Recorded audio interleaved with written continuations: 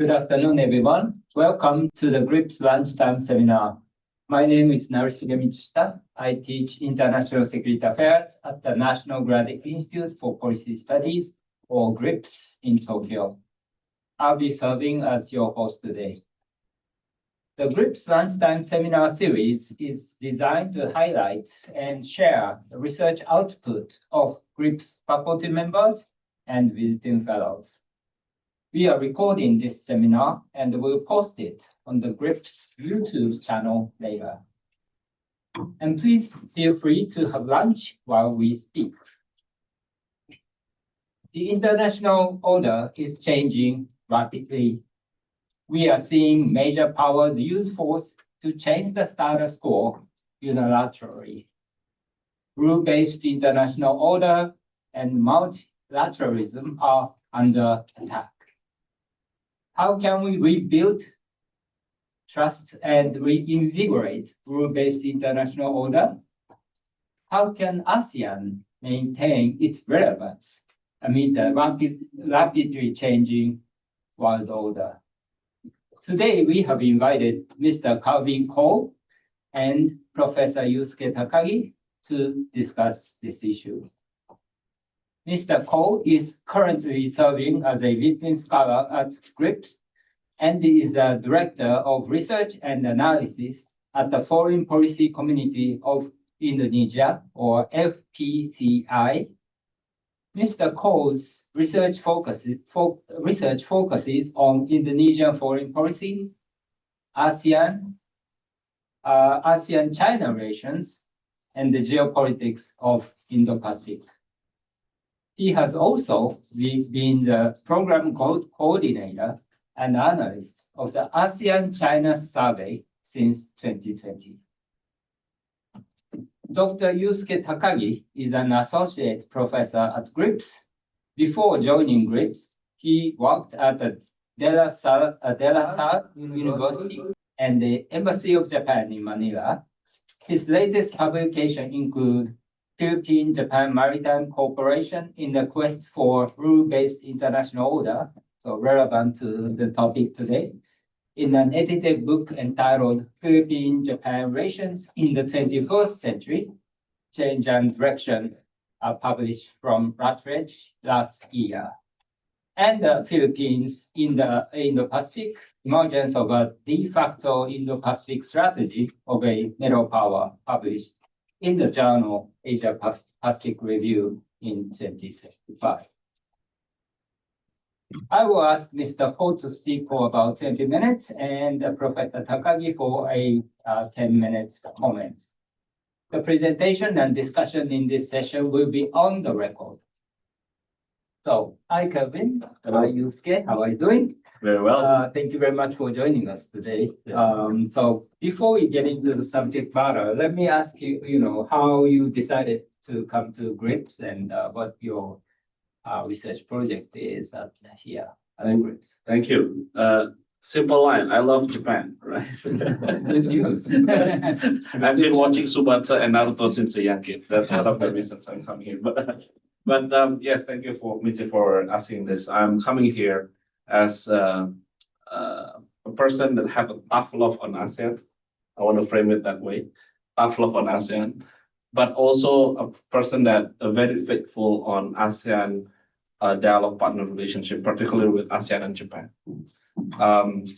I'm here. My focus research is to look back again on the free and open Indo-Pacific and ASEAN outlook on Indo-Pacific. Right. It has been paired, particularly when ASEAN and Japan commemorating the 50th anniversary, and has been held as a synchronization. And I want to look back, right, and then wants to understand more. One I would say worriness coming up from me have been in the region, talking with many friends that understand ASEAN. Not many is interested on Indo-Pacific in the past 2 or 3 years. They're focusing on ASEAN, focusing on what's happening within the regions, focusing on the great power rivalries, and continues to hedging. Like Professor Khoe have been talking, GRIPS hedging plus, right? not much on Indo-Pacific. But if you look to the dialogue partners, Japan is the most faithful on Indo-Pacific and the most faithful that telling ASEAN that you need to keep your AOIP narratives. And that nudged me that I want to see how synchronization is working. And I come into the conclusion the right term is not synchronization. I will reveal it what's the most appropriate term in my versions other than synchronization. Great. Okay. So in Yusuke, you've been publishing a lot. So what kind of research have you been focused on recently? Yeah, actually, Indo-Pacific is one of the focuses. Before I studied the history of the Philippines, but the more I study Philippine recent politics, the more I realize maybe we should study international relations or foreign relations more in Southeast Asian countries, because before these countries were very busy for economic development. But now it becomes a middle power, and then their presence has an impact in international or at least regional order. So I'm very much now interested in Indo-Pacific thing, and I'm so happy to join you today. And from April, you are going to take a sabbatical. Oh, yeah. And where are you going to be? Oh, that has a bit different, but I'll go to France. France. Which has an Indo-Pacific strategy also, by the way. Oh, that's right. Yeah, France is France regards itself as a Indo-Pacific. Yes. European as well as Indo-Pacific country. So those who are in Europe and in France, please stay tuned. He'll be there. Okay. All right. With that, Calvin, the floor is yours. Thank you. I took an Indo-Pacific course in IGDN. Oh, okay. So I have a disagreement with the French on Indo-Pacific because they forget Southeast Asia. But let's talk more about that later. Should I unmute myself or? No, you can. No need, right? Okay. Very good afternoon. I hope you have an enjoyable meal today. Again, my name is Calvin. But before we continue, I would like, and I always start my talk wherever I am with an audience check. Right, to have an engaging two sides thing. Those who are joining online, you can raise your hand virtually. Those who are in the room, you can raise your hand in person. So I have 3 questions that I would like to ask, right? So the first question is, are you agree that we are heading into a wrong directions of world order? Okay, I repeat, are you agree that we are, right, East Asia particularly, heading to a world order that is wrong, right? It's dangerous even, right? Those who are agree, please raise your hand. All right, that's interesting. Number 2, right? Any one of you agree that someday we are probably would proceed into a kind of agreement or institution with the formulation, the world minus US. Right, so let me repeat. Do you agree that someday, right, there would be a formulation of international agreement or institution that the formulation is the world minus US? I know it would be hard for Japanese, but this interesting question has been asked in Southeast Asia. So those who are agree that someday we'll see that, please raise your hand. Yeah, just guess. Just guess. All right, but remember, if that happened, that will be not the first time. Because in history, there's one international agreement that was signed without the United States, where everybody would sign. The name of that agreement is United Nations Convention on the Law of the Seas, UNCLOS. United States was not there, but we proceed and continue. And guess what? The world continues. They left behind, and they said now uncomply with UNCLOS. Right. So if that happens someday, do not be surprised. So that's. But it's interesting answer. All right. About the third one, to be honest, I forgot. But let's continue. All right. So today I'm going to speak about nurturing ASEAN relevancy in a transitioning world order. I want to start with the word transition. I want to start with the word nurturing, right? Why are you talking about nurturing ASEAN relevancy? Does ASEAN get not being relevant or what?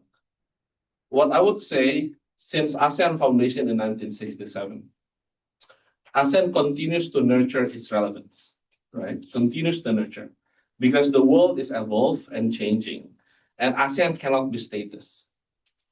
The problem today is that in the past 10 years, in my argument and in my belief, ASEAN being take it for granted its relevancy, right? They do not carefully nurture the relevancy in the world, right? Particularly in the Indo-Pacific area or area.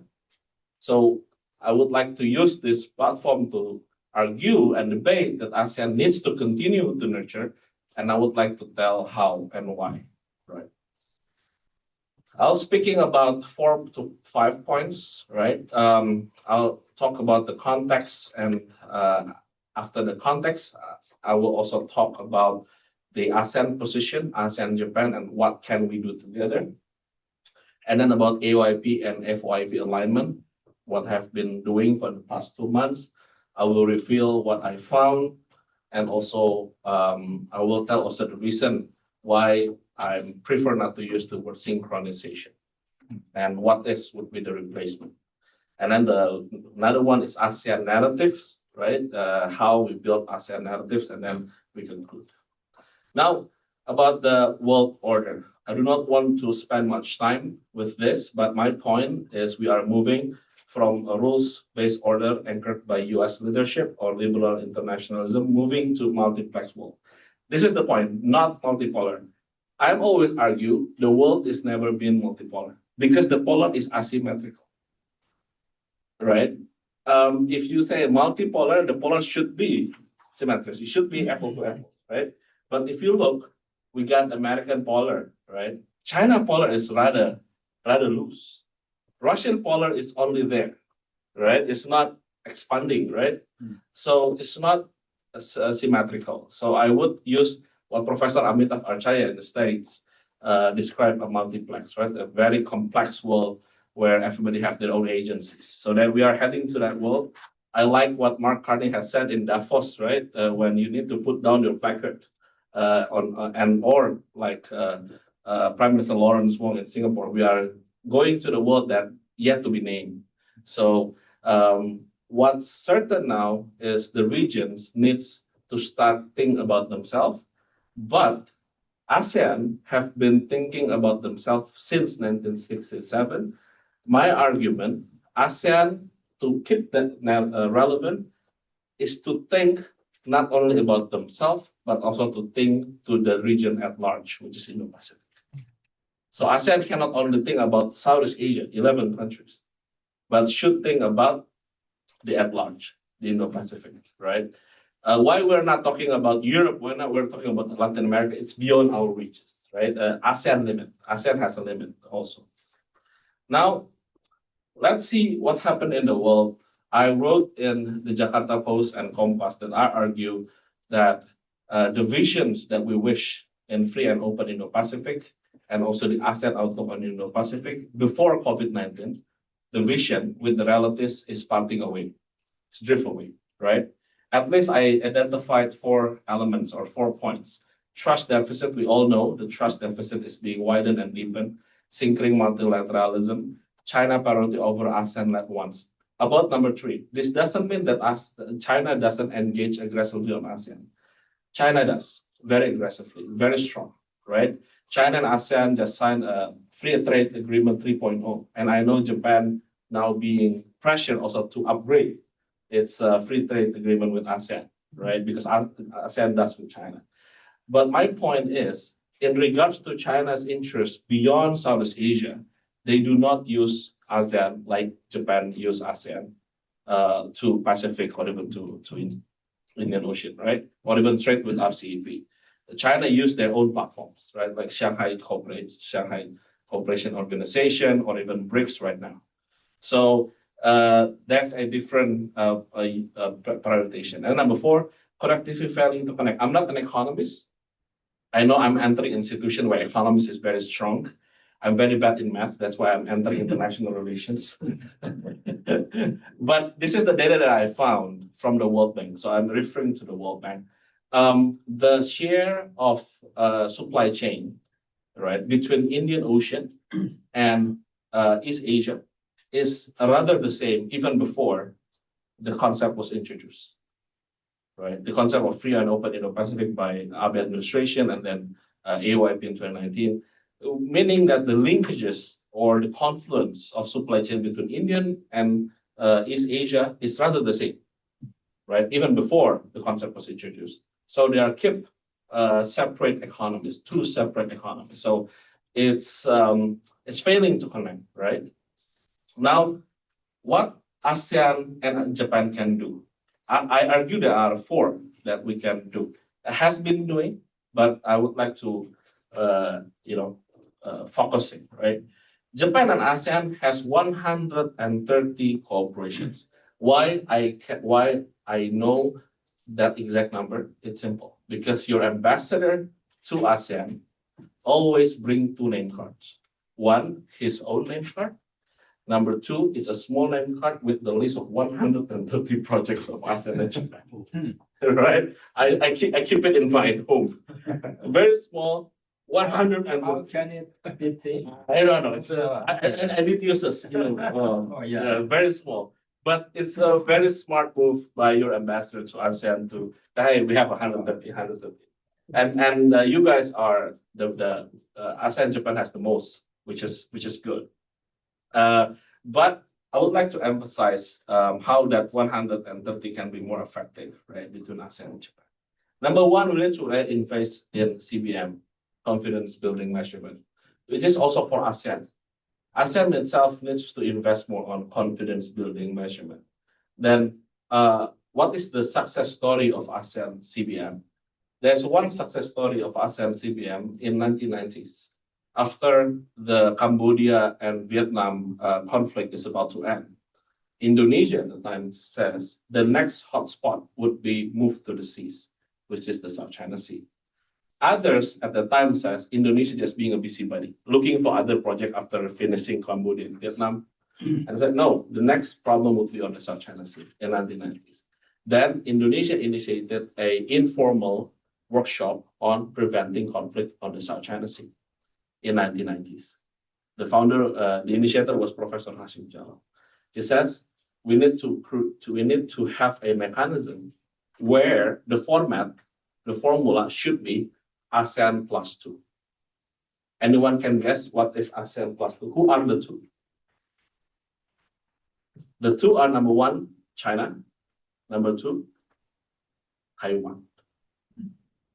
Right. So that's the formula. That's the formula that Indonesia insists. ASEAN plus 2. Although this is informal, so it's not, we not recognize them as a state. They are coming as a party. So 10, 12 parties. 10 ASEAN, 2 parties, China, and we call it Chinese Taipei, and they. So they are coming. Not talking about politics, focusing on how working together, managing the South China Sea. And guess what? In 1990s, in 1991, ASEAN have ASEAN Declaration on the South China Sea. And the building blocks coming from that workshop. After the 1991 ASEAN Declaration on the South China Sea, in 2001, Declaration of Conduct. And then we know the rest of the story, Code of Conduct and no. So Code of Conduct's process is start from that informal process that we need to work together managing the South China Sea. It's not about joint development, people mistakenly in that sense, but it's about how to manage the conflict in an informal way. So that's one success story of CBM, whereas we see this as an important method to continue the CBM. And the format cannot be ASEAN plus 1. The format should be ASEAN plus. And I'm happy to discuss that later on. And then reinvigorating ASEAN mechanism, it's simply that we have many mechanisms, right? ASEAN has 600 meetings in 1 year, right? So many meetings at all levels. So let's make that meetings useful, not as a talk shop and simply say hi and goodbye, right? Advancing the pentahelix approach.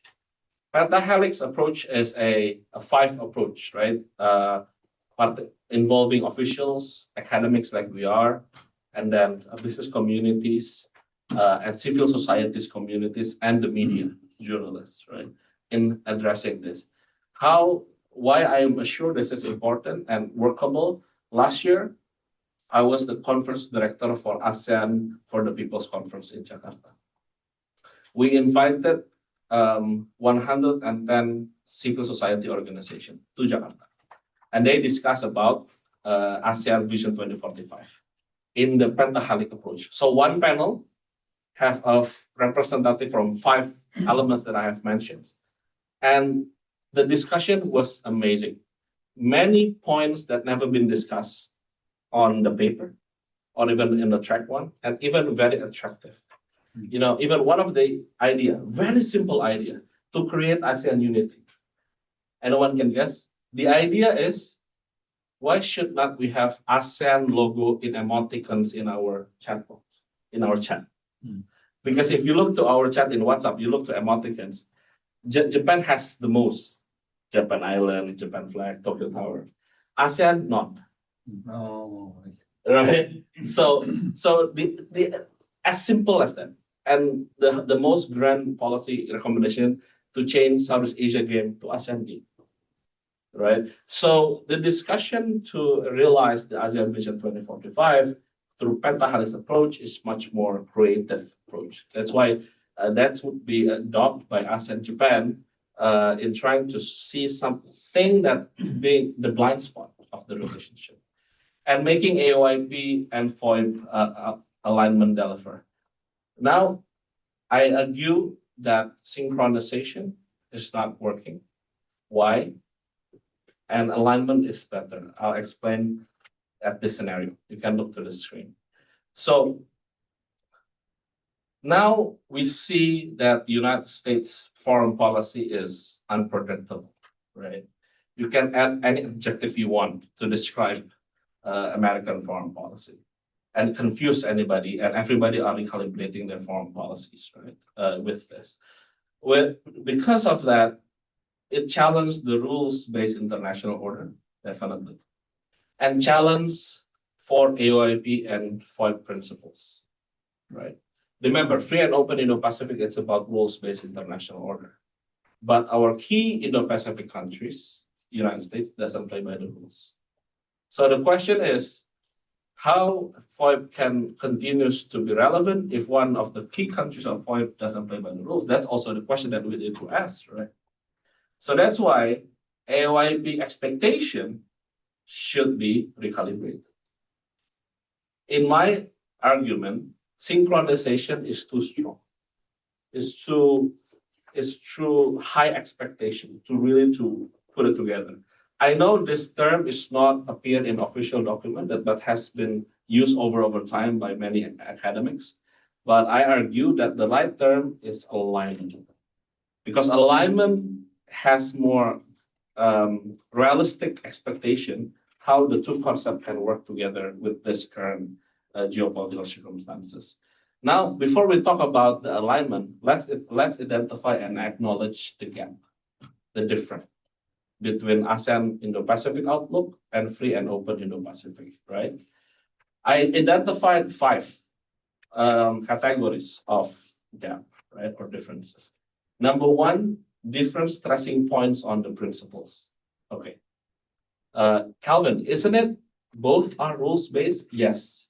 But for Southeast Asia, the stressing point is different. For Southeast Asia, the stressing point is in inclusivity. Inclusivity means China and Russia. So that's the ASEAN meaning of inclusivity.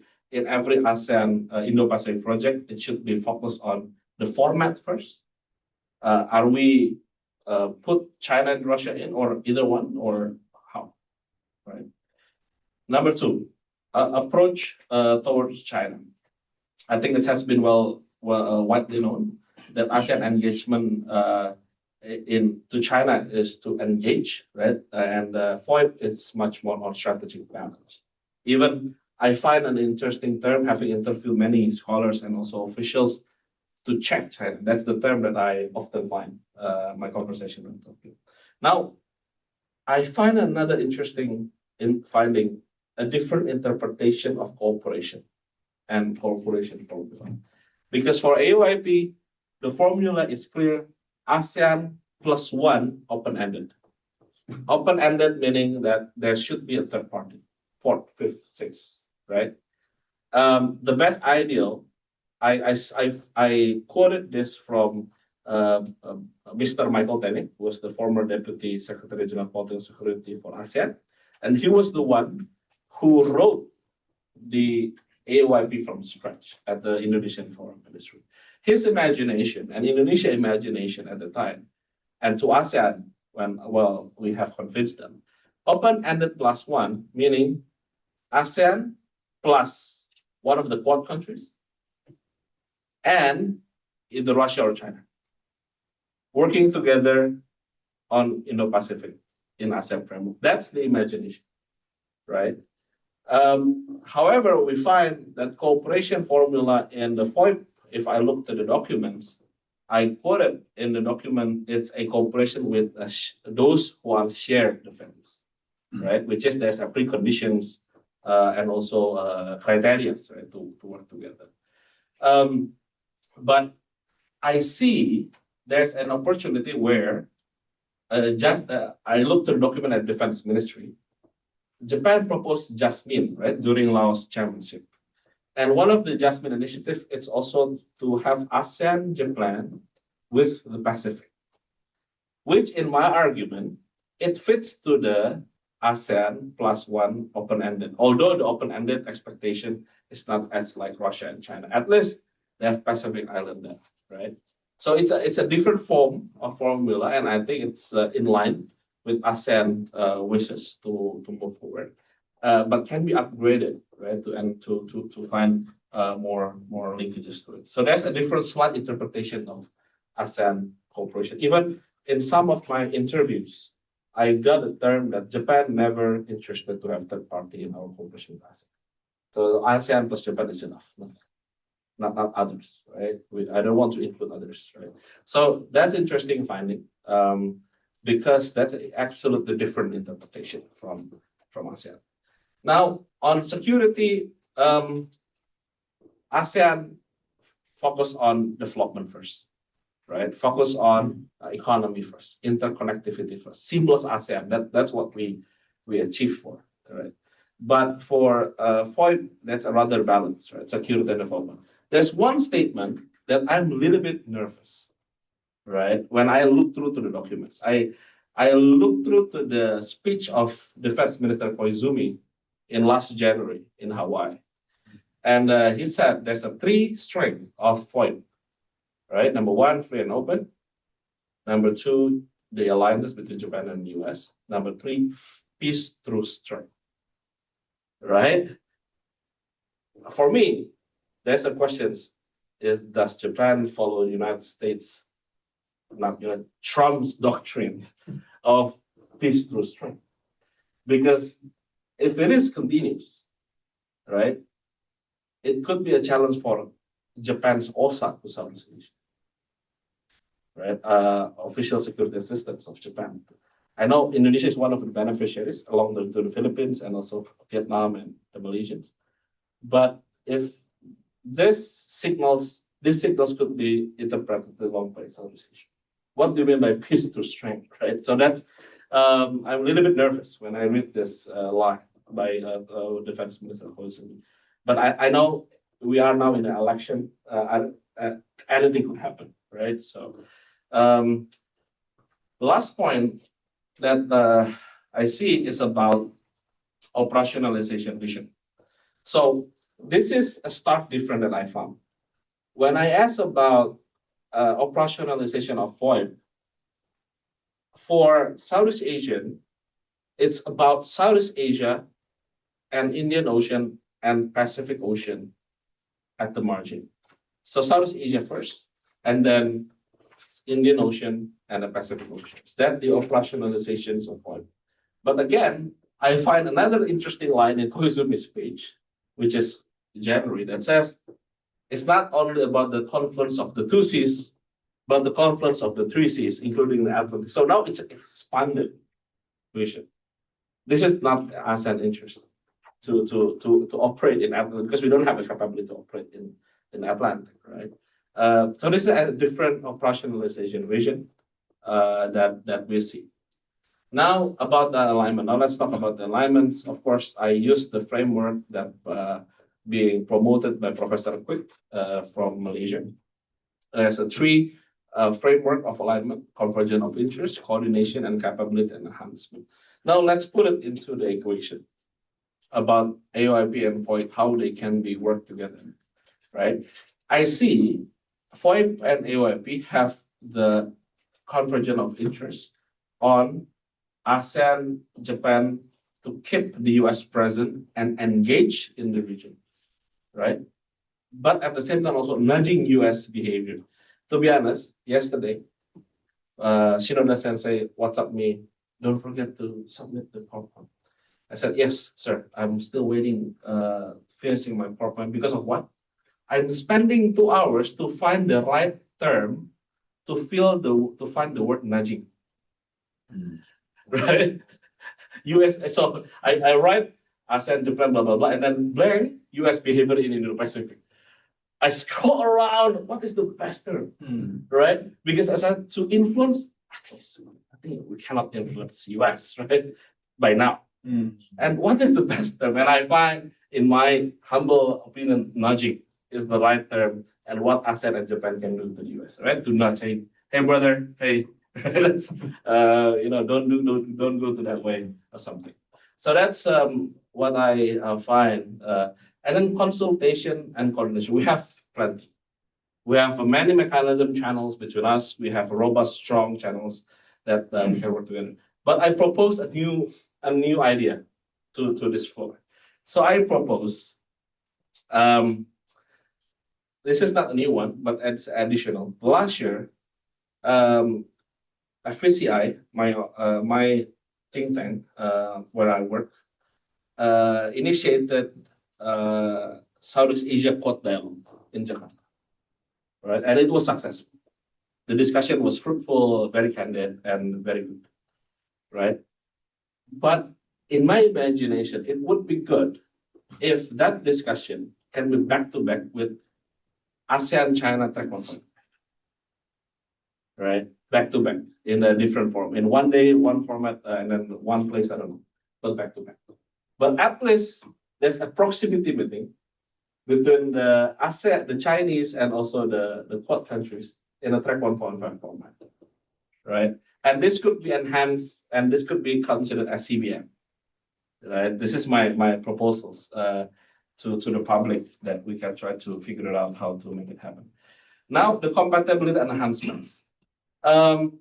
Again, I look that Japan has an interest to build the resilience of the regions. And I think resilience of the region is always aligned with the Indonesian doctrine to ASEAN. So there's one value of Indonesian thinking that exported to ASEAN and adopted to ASEAN, which is the thinking of national resilience start from regional resilience. So if you want to have a national resilience, you need to have a regional resilience. So it has been Indonesian doctrines in driving ASEAN. And I think there's a meeting points, compatibility between Japan, FOIP, and also ASEAN currently to move forward. Now about ASEAN narratives. Again, I told to make ASEAN relevant, there are two things to do. Number one, to use what we have. We have FOIP, we have AOIP. So let's do recalibrating and then let's try to work more effectively on this. Second one, building ASEAN narrative. I mentioned at the beginning that in the past 10 years, in my argument, ASEAN has the lowest productions of narratives. Okay, so I'll give you an example. Why this matter? You can take a look. ASEAN narratives are designed for ASEAN and on Southeast Asia. So most of that narrative is for the region, right? Except Treaty of Amity and Cooperation in 1967. So in 1967, our leaders in Southeast Asia, they think beyond Southeast Asia. They think there's a principle that needs to be subscribed by any countries in the world, how to play, in Southeast Asia and at large region of Indo-Pacific, which is based on Treaty of Amity and Cooperation. In 2012, my former foreign minister, Martina Talagawa, in CSIS Washington, D.C., proposed a new idea of Treaty of Indo-Pacific, right? He says that this is a building blocks of the Treaty of Amity and Cooperation, and this has become more comprehensive because at the time in 1967, no one talked about Indo-Pacific. But in 2012, Howard talked about Indo-Pacific often, so he proposed Treaty of Indo-Pacific. But his proposal was not being, in my view, it's out of the timeline of ASEAN thinking at the time, so it wasn't realized. But it's a good idea to revisit. Number two, ASEAN is the new narrative is important also to what? To nurture anti-hegemonic system in Southeast Asia. So ASEAN managed to create a regional system where anti-hegemonic, meaning there's no such power that can own ASEAN as a group, right? As a group. That's why we create ZOCFAN as a zone of peace and neutrality, and then Southeast Asia nuclear weapon free zone in 1995. But if you look to the dates of this narrative, that strategic narrative, it's before 2000, even started from 1967. And now the narrative is focusing on ASEAN community building, ASEAN Blue, ASEAN interconnectivity, right? And AOIP in 2019 was the first time that ASEAN think about the region after we have been focusing on Southeast Asia alone, right? So I argue that now AOIP is not enough. We need to have more narratives that can accommodate the interests of the Indo-Pacific countries, right? Definitely, this is also because the intensified US-China systemic rivalry, and then the stronger middle power countries, where countries have more agency, right? And the last one is the risk of pluralism undermining ASEAN centrality. So I have four points of ASEAN narrative modalities: ASEAN centrality, right? ASEAN intra-alignment, right? That you need to align ourselves, right? People said ASEAN does not unify. I would say impossible ASEAN to be unified. We are countries that extremely different by political system, right? Could you imagine we have a communist country of Vietnam, we have full-fledged democracy of Indonesia, we have a sultanate of Brunei, we have a institutional monarchy of Malaysia and Thailand, right? So could you imagine how we can unify those extreme different political systems? So what we can do is to align the interests, to push together to the same directions.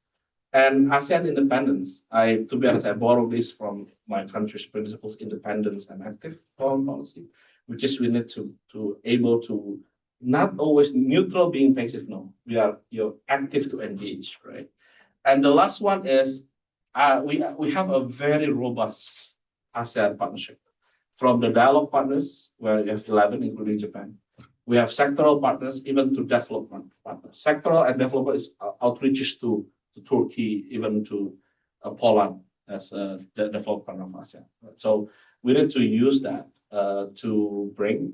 I'm not have a conclusive on what ASEAN narrative should look like, but at least I have the four modalities to start with. We need to revisit these elements and then take a look again how we can make it more effective. And effective means it's beneficial not only for the 11 Southeast Asian countries, but for the Indo-Pacific countries. That's why. Thank you. Thank you so much. All right. Yeah. Thank you very much. Let me ask Yusuke for comments. Okay, thank you, Darwin. Yeah. So very thought-provocative talk, and I have tons of questions and comments actually, but I have to limit myself. Yes. First, several comments. Yeah, I really like the idea to put the title like nurturing ASEAN relevancy, because we often tend to ask like whether the ASEAN is relevant or not. Yeah. The answer is yes or no, but actually reality can be put in a spectrum. So nurturing is a very good way to think about the relevancy of ASEAN. And that's the first comment I have. And second point is a bit trivial, but you mentioned about speech by Defense Minister Koizumi, and you said that you are concerned about peace through strength. Yeah, but this is a remark by the defense minister, and then the defense minister should be in charge of these kind of issues. Right. And Japan-ASEAN cooperation in the security sector has a multiple layers. Of course, OSA is the latest addition of the layers. The first layer can be like disaster prevention, mitigation, and reconstruction, where maritime self-defense force and actually self-defense force played a big role to work with ASEAN countries. So disaster prevention is one layer. Another layer is, of course, maritime law enforcement cooperation, which is quite important to think about Japan-ASEAN security cooperation. So I think peace through strength is just one of the layers we have to think about. That's the second comment. And these are my comments. And then let me move on to the questions. First, going back to nurturing ASEAN relevancy. And yeah, when we go back to the history, I really like the history of the ASEAN Maritime Forum, where the late Passenger took initiative. I really learned that initiative. So when we go back to history a bit, and when you think about nurturing ASEAN relevancy, can you share some historical example, when ASEAN enhanced its relevancy to international relations? Not only 2010s onward, but rather we can go back to the history. That's the first question. And second question is kind of the question and the comments. But when you compare Japan's POIF and ASEAN outlook on Indo-Pacific, you put ASEAN focuses on inclusiveness, and then POIF focuses on rules-based order, which is a bit confusing to me because I don't think these two are mutually exclusive. And the nature of ASEAN or regionalization in this area is often characterized open regionalism. Right.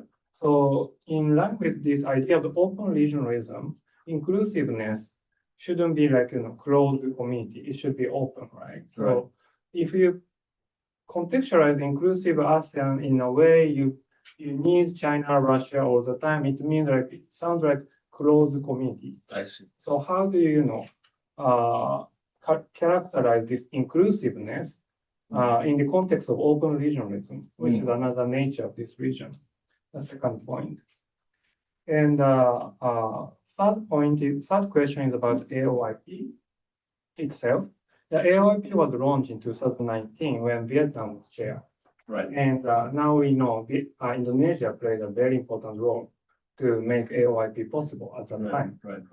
And you said that the geopolitical context changed, so you have to recalibrate AOIP now, which I agree to some extent. But actually, it was launched in 2019, and then to me, I expect a bit more on the Biden administration, because it was a apparently good international environment to boost AOIP, but apparently AOIP didn't fly, even under friendly Biden administration. So what do you think the challenge for AOIP to move forward? Again, Trump administration has a totally different creature, so maybe we should discuss separately. But when we go back to the period of Biden, what's the problem of AOIP? Right. That's the third question. And then the last two is a kind of individual country question. Right. You share the tough love on ASEAN. Right. Yeah. So I'm curious about this tough love because now, in my observation, Indonesia has multiple affairs. So I'm sure Indonesia has a tough love on ASEAN. Yes. So how about loves with other partners? Indonesia has EORA, and Indonesia joined the Board of Peace recently. We talked about it. Yeah. So can you contextualize tough love on ASEAN in this multiple relationship with other country, or maybe if I use your term like multiplex relationship? Right. So how can you contextualize? Did you say EORA? EORA is Can you explain?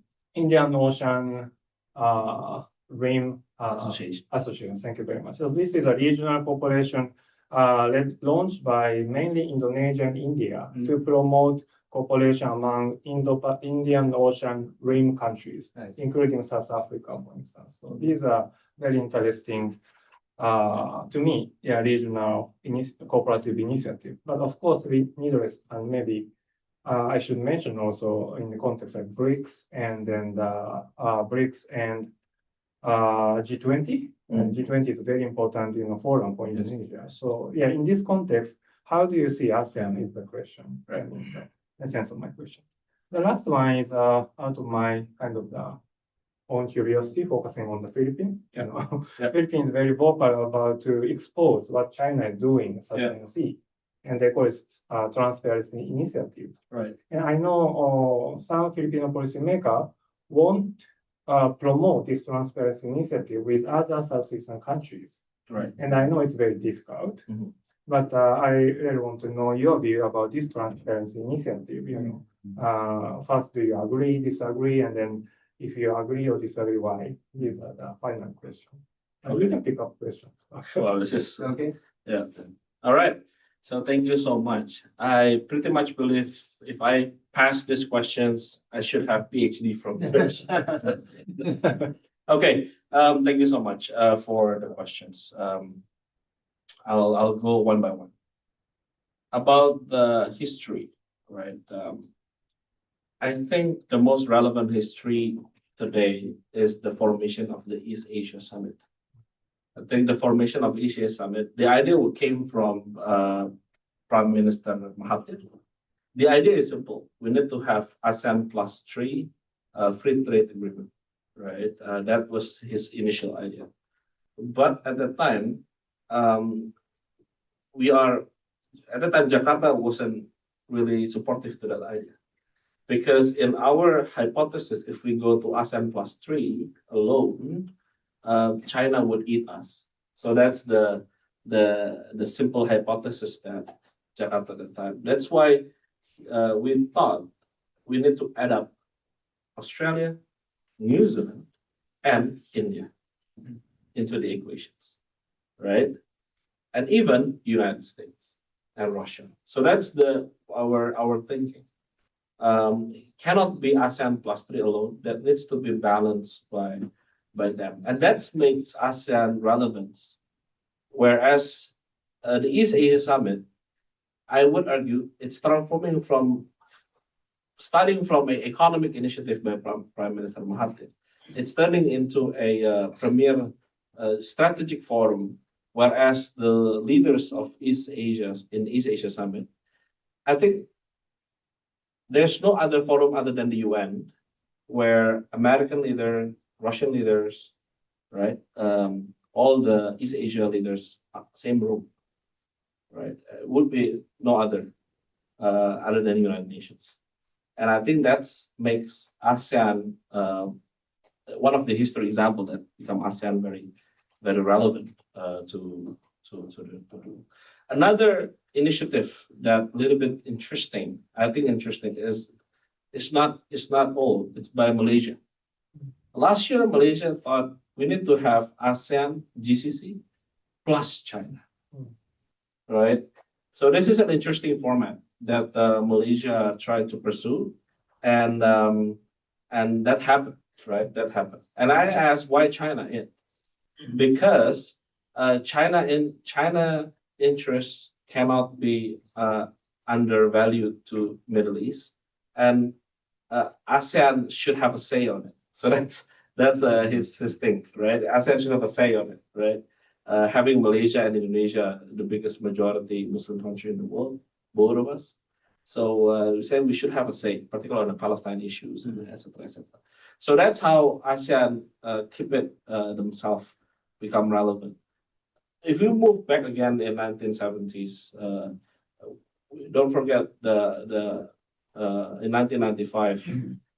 I think what inspired, I think not only relevant, what inspired the world is when we decided to invite Vietnam in, right? To make Vietnam in.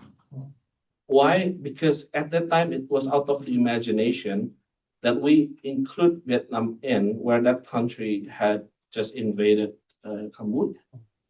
But the equation at the time, no, Vietnam should be there, right? It's just like asking Russia to be in European Union, right? But I said that no, Vietnam should be there. And one element that I think inspired the world about regionalism from ASEAN is a clear definition and criteria of how and why countries should be in the regional organization. If you ask European Union, where is the limit of EU? Because you keep expanding. There's no such limit of EU, right? They keep expanding to the east. But ASEAN has a clear geographical limit, Southeast Asia. And only one condition that you can accept it to be ASEAN countries, only one. And I said, I added another one, right? Number one should be in Southeast Asia. Just that. Number two, right? Your country should be able to grow durian. This is joking, but it's a fun fact. Durian only grow in Southeast Asian countries. So that's another joke that if you can grow durian, then you can be in ASEAN, right? That's when does China start growing artificial durian. So but my point is, Southeast Asia managed to inspire the world with the ideations of regionalism. We should have a clear boundary. We have clear limit, clear point. Now, I'll try to quick to answer about the inclusivity. Thank you for this. I do understand there's a conflicting conceptions on inclusivity, right? But I see ASEAN inclusivity is much more practical, right? It doesn't mean that we are jumping out of the tent of open regionalism. I think we are the loyalists on that tent. But inclusivity, it's simply because in 2019 context, China, it's sometimes there's a concentrated effort to box China in. And Southeast Asia has an experience when there's do you remember SEATO, Southeast Asia Treaty Organization? It tried to box communism and it didn't work out. And that organization break down. So we have that experience, and that's why we translated inclusive into practical term, which means China. And then about the in 2019, about during I think the challenge was the reluctance to use East Asia Summit become the forum for AYP. Because at Indonesia invent another vehicles, which is ASEAN Indo-Pacific Forum, but it doesn't work out also. And then another one about Indonesia. All right, this is what I love talking about Indonesia on these questions. To be honest, we are, I'm using my boss term, so don't blame me on this. We are a polygamous foreign policy. But without, okay, let me explain. Polygamous foreign policy, meaning that we are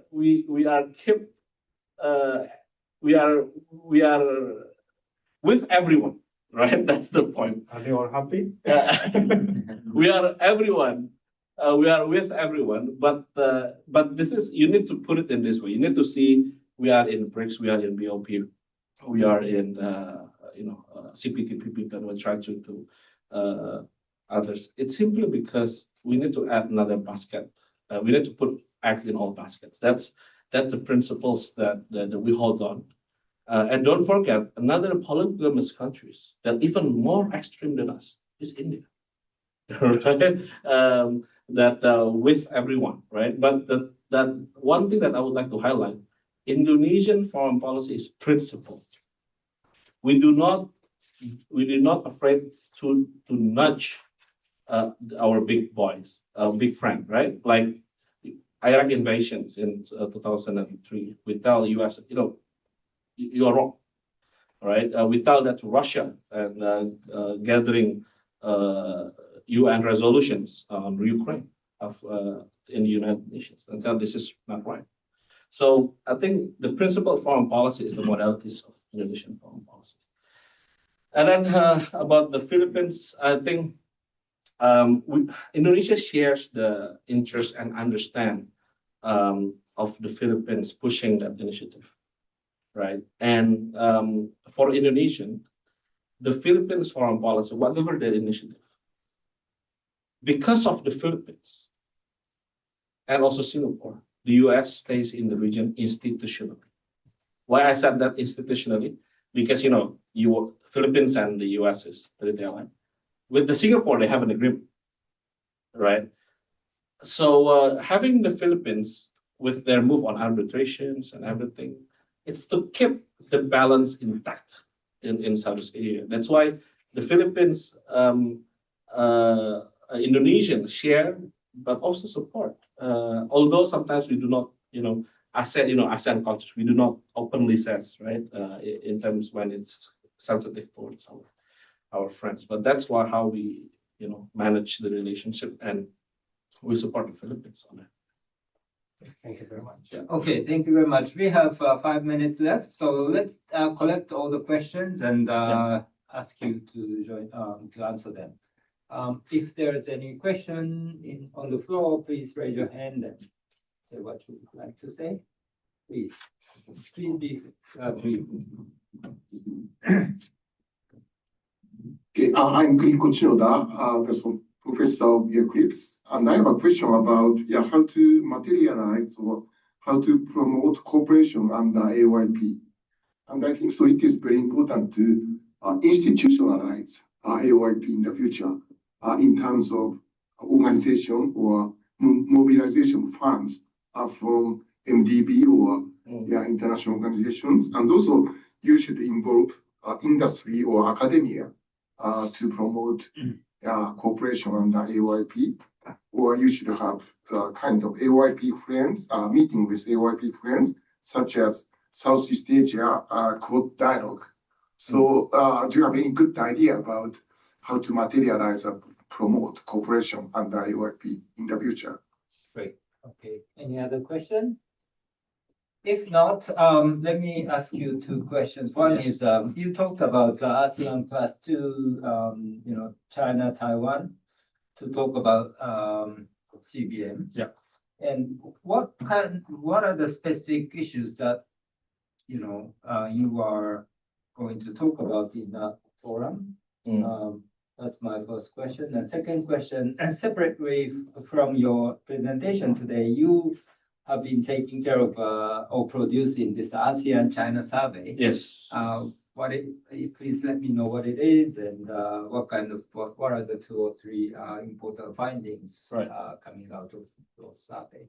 Okay, thank you so much. And there's actually one question from the online.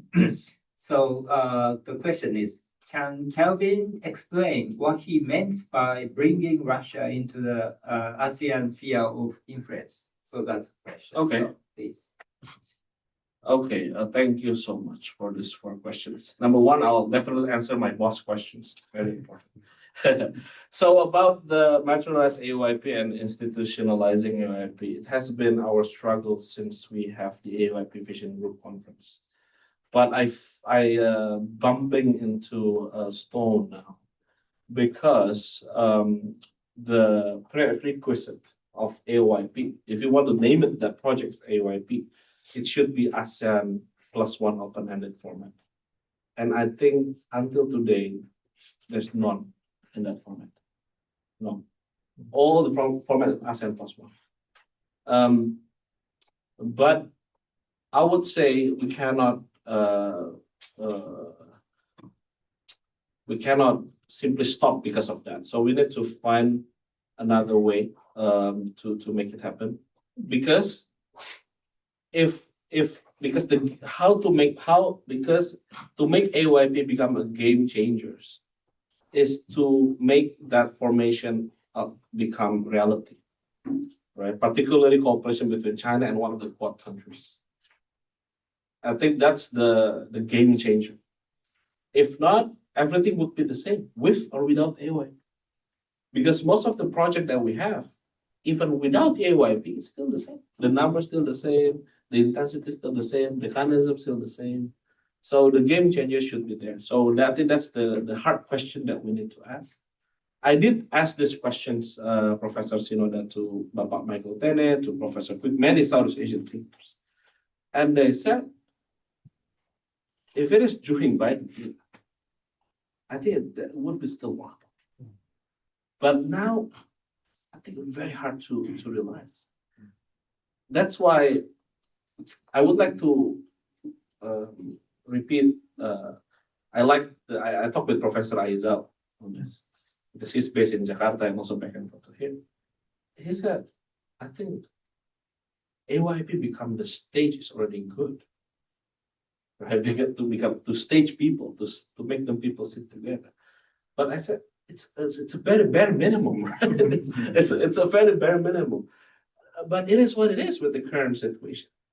The thing is, we cannot make AYP wash away from the public narrative. I think we need to little back, keep it that principles, ASEAN +1, because I know Japan never says that China should not inform.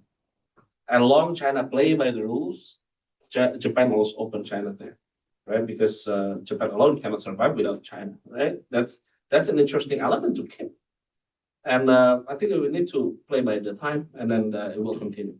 And at the meantime, I agree, Pak, that we need to strengthen the ASEAN Indo-Pacific Forum. I think that's the another alternative to strengthen. All right, Pak Michi, about this on the South China Sea. I'm lucky to say that I'm also now involved in that process.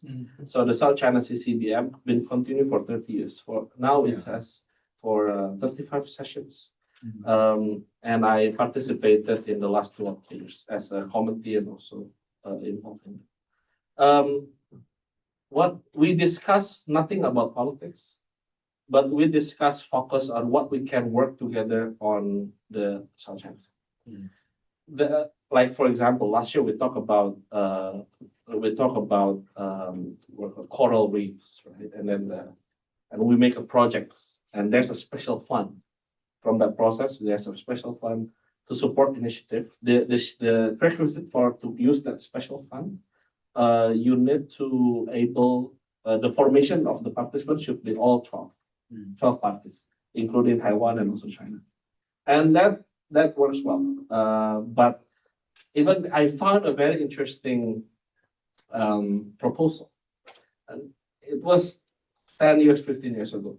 So the proposal from that meeting is to conduct a volleyball game on the warship in the middle of the South China Sea. Could you imagine that?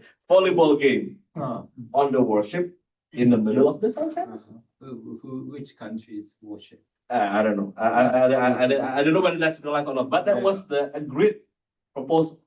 Did it happen? Right. I don't know. I need to check. But it was written, right? The document is not published for public, but that's written. But that's interesting, right? Yeah. Every time I go in there, although the format is informal, everybody should take off their jacket, and they should coming from research institution. But the Chinese and the Taiwanese, the head of the delegation must be director level from their move. So it's a serious thing, very serious thing. And they agreed to have that volleyball game. That's interesting moment, right? And then there's others like agreement on the agreement to explore one island. There's one reef, and then they agreed to make a map on it. So there's some things move. But there's now a problem, whereas among the AMS doesn't see that process still relevant. So sometimes What's the AMS? ASEAN member states. So not all ASEAN member states, for instance, Laos, they missed several meetings. Myanmar, with this, what happened. Philippines, Malaysia always there, Vietnam always there because they are party to the conflict. But the non-state climate, they are losing their interest. So I think I would like happy to tell that we are also even to push another session to update their claim. Right, update their claim, but without a debate. Like 3 of us say we have a claim on this table. Right? I can update like, oh, Pak Michi, my table territory is not that big. But you say, but you cannot debate. You just simply hear, and then mine to here. So That's a CBM process going on. We are in last meeting in Bali. We are all agreed to continue on the modalities to the process. So something moving. And then the last one is the Russian. What about ASEAN-China survey? ASEAN-China survey. So I want a little bit clarifying. So I've been directing the FPCI survey since 2020. Southeast Asian, 2000 Southeast Asian, from the pentahelix group that I mentioned, surveying what they think on the dialogue partners. But they meaning ASEAN. ASEAN, yeah, 2000 Southeast Asian, right? Okay. From 11 Southeast Asian countries. They look how they see the dialogue partners. We start with China first. So we start with China 3 years, and then we have all 11. Okay. What's interesting about China? Okay, there's many, but I would like to think this is I think interesting. I did take the survey in 2020. You can take a look, by the way, ASEAN China survey. You can take a look in the website. In 2023, it was 50 years. 2022, it was a 50 years of ASEAN China, right? And I did a different approach. So I make a study of ASEAN perception on China in 1980s and 1990s. Right? It was an interview based, right, with the ambassador and civil society, and then compare it with the current perception. I did ask one question, right? At the time when I asked this question, a survey came out. The Chinese mission a little bit complained to me, but at the end they're happy. The question was, do you think Chinese communism still influential political process in the country, right? Because I found in late 1980s to 1990s, don't talk on the ASEAN mainland. Indonesia, Malaysia says, oh, it's the influences. When I compare it with 22 result, the answer is upside down. Right? They don't feel it anymore, right? What's interesting is even in Cambodia, they feel the way, right? Vietnam, they feel the way because they think they are different, right? Laos is a little bit different story, but other than Philippines, Indonesia, they feel nothing about that. So after that survey, I always brief the diplomatic community, including the Chinese ambassador to ASEAN. This result shows that you did a good job, right? Right. Before you are trying to export, right, to Southeast Asia, but you did here to Southeast Asia, and then you stop it, and then there's a proof. 25 years later on, we are free from that, right? What about Russia? About Russia. So on Russia, I simply meaning that for ASEAN, Russia should continues to be engaged, right? We cannot stop engaging, but it doesn't mean we cannot also critical towards Russia, right? On Ukraine, we are very critical towards Ukraine, but you need to keep engaged. Simply that. Great, Calvin, thank you very much for the presentation and all the insightful answers to our questions. And Yusuke, thank you very much for your comments. And everybody, please join me in thanking Calvin and Yusuke.